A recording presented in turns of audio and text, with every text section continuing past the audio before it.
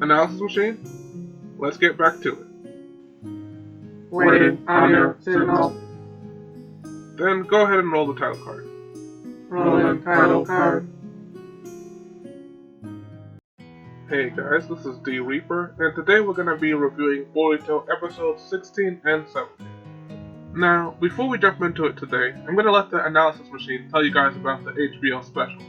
Analysis machine, if you would. HBO special stands for the Help a Brother Out special. The process involves liking and sharing the video, as well as subscribing to the channel. Thank you, analysis machine. It really does do the channel a lot of good. So if you could, take a second and help a brother out. Well, with that being said, let's go ahead and jump right into it. We start the episode off at the Ninja Academy, where Denki is having a hard time walking up walls. He's pretty frustrated because this particular skill is required to pass the upcoming exam. Now, in fear of failing, and potentially having to repeat the grade, he insensitively exclaims that he doesn't want to end up like Iwabe. Of course, Iwabe overhears this, and instead of Denki just apologizing and saying he didn't mean it, they'll be dragging this misunderstanding on for most of the episode. Denki continues trying to master wall walking and ends up training with Rock and Metal Leaf. While elsewhere, we see Iwabe is struggling with the non-combat related curriculum as expressed in episode 2. And even in spite of coaching from the others, he's still not able to grasp the concept, especially when it comes to electricity. So on one hand, we have the student with the lowest capabilities in ninjutsu, but the highest aptitude in studying in a specialty with electronical knowledge, while on the other hand, we have a ninja with the highest aptitude of ninjutsu and the lowest ability in studying with a particular weakness in electronics.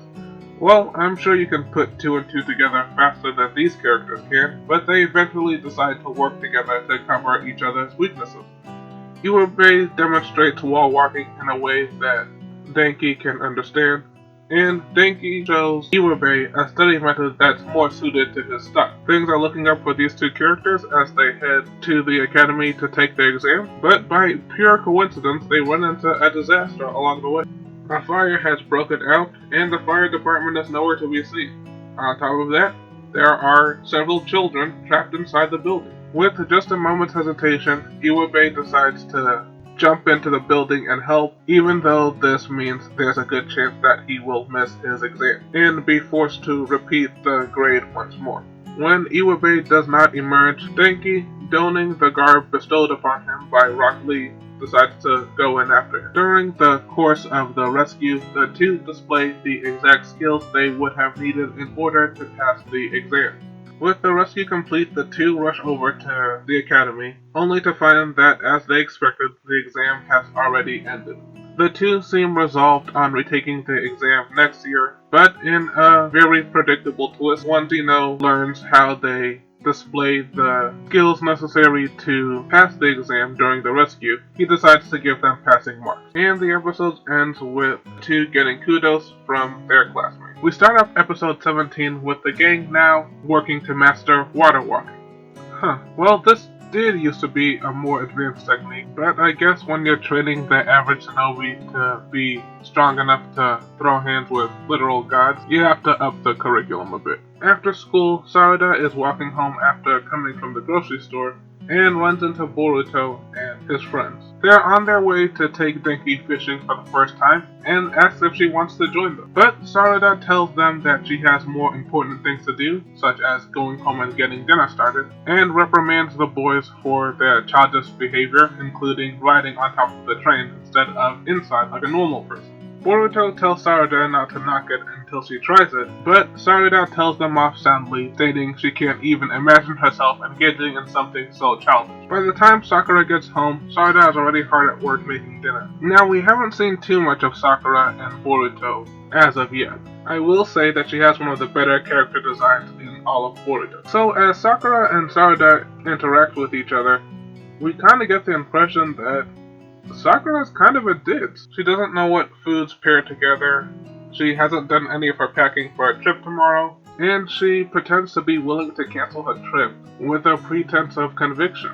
Of course, she reneges as soon as Sarada calls her out on it. As Sakura is preparing to leave for her trip, she realizes that a teddy bear owned by one of the hospital patients is still at the house. Supposedly, a worker from the hospital was supposed to come and pick it up and return it to the girl today. Well, since it didn't show up, it looks like Sakura is gonna have to be late in order to return that to the hospital. Sakura almost seems sincere here. After all, it was very kind of her to volunteer to take the teddy bear home and sew it for her. But given the previous conversation, I think Sakura knew exactly how this conversation was going to turn out. So Sarada spends most of the rest of this episode trying to deliver that package. It should have been a relatively easy task, but when she ends up getting distracted and forgetting their package on the train, she ends up engaging in delinquent behavior in order to catch it, such as jumping on top of roofs in order to cut the train off, and actually riding on top of said train.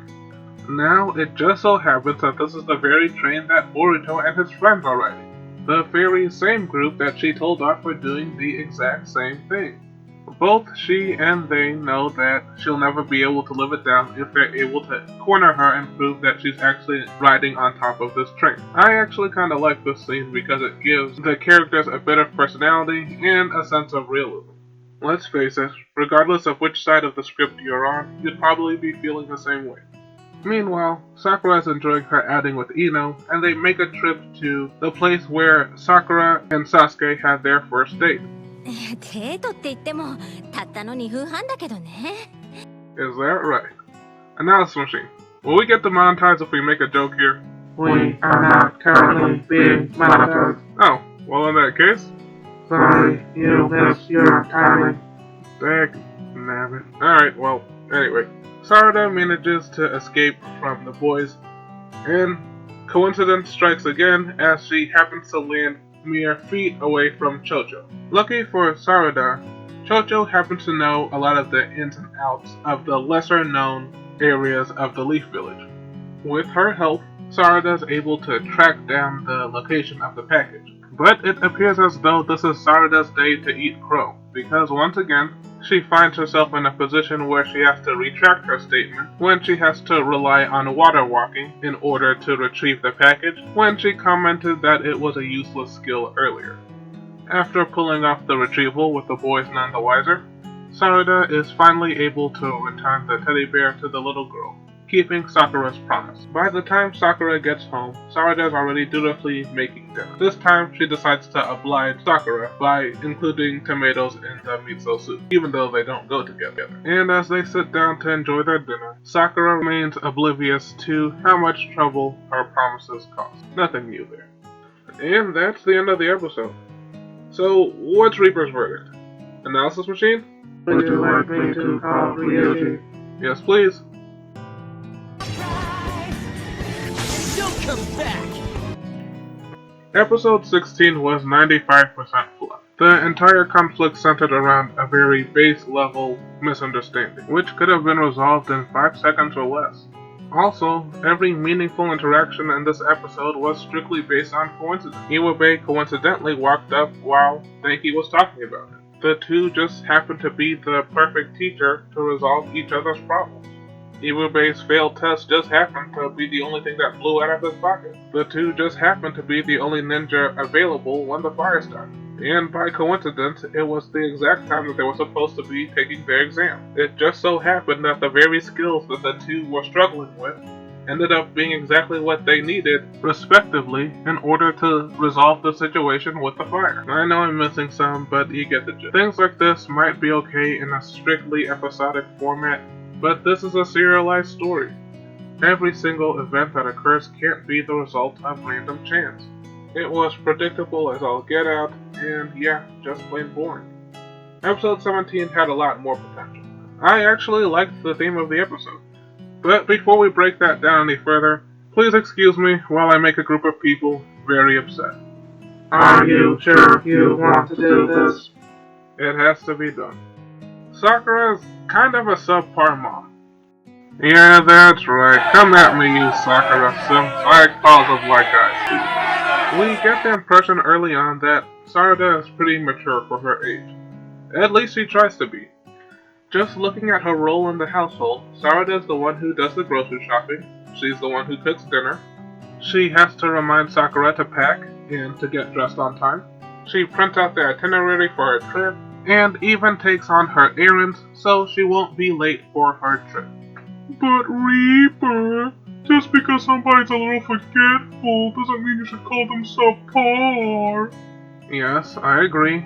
And for those of you who still have doubts, all you have to do is look at their dialogue to see who's taking on the role of the adult and who's taking on the role of the kid. 支度しないとイノさん迎えに来ちゃうよ。やっぱりサラダだけ残して旅行だなんて気が引けちゃうな。じゃあやめれば。いや、だからそういうのいらないから。Look at how quickly Sarada flips the script on Sakura's false fussiness. It really does seem like it comes from a person who's quite experienced in this type of thing. Even at the end of the episode where Sarada obliges Sakura by adding tomatoes to the miso soup, it's almost like an adult obliging a child, saying that they can have spaghetti with their hamburger. There's only one time over the course of the episode where Sarada gives her mom a chance to be the adult. That's when she comments about her dad. But Sakura digs into her role, feigning the persona of an ignorant child who can't understand why Sarada would ask such a question. After this brief moment of vulnerability, Sarada readjusts her adult cap, and they continue the dance. I think Boruto and riding on top of the train in this episode are just metaphors for having fun and being a kid. In the beginning, Sarada is so caught up in her role of being an adult that she can't even fathom the idea of goofing off and acting like a kid. But later in the episode, when she ends up on top of the train, she realizes how liberating it feels. Again, riding atop the train being a metaphor for being able to act like a kid. She ends up learning a thing or two with the switched up perspective, but in the end, she's uncomfortable admitting it because at the end of the day, she still has to go home and play the adult. Again, I did like the themes of the episode, but it was executed in such a bland fashion, I was fighting off sleep for most of it. And I doubt the average viewer would be entertained enough to get much out of the story. But it seems they're at least trying to give this character some personality. Personality is developed by interactions, after all. Or lack thereof in some cases. That's right, don't get cocky, Dad. You're not off the hook yet. We just gotta catch him to put him on there first. But maybe we can save that for another time. For now, I think it's time to bring this review to a close. My name is D Reaper, and I'm a YouTuber for fun. Today's challenge, study. Good luck, and we'll see you guys in the next one.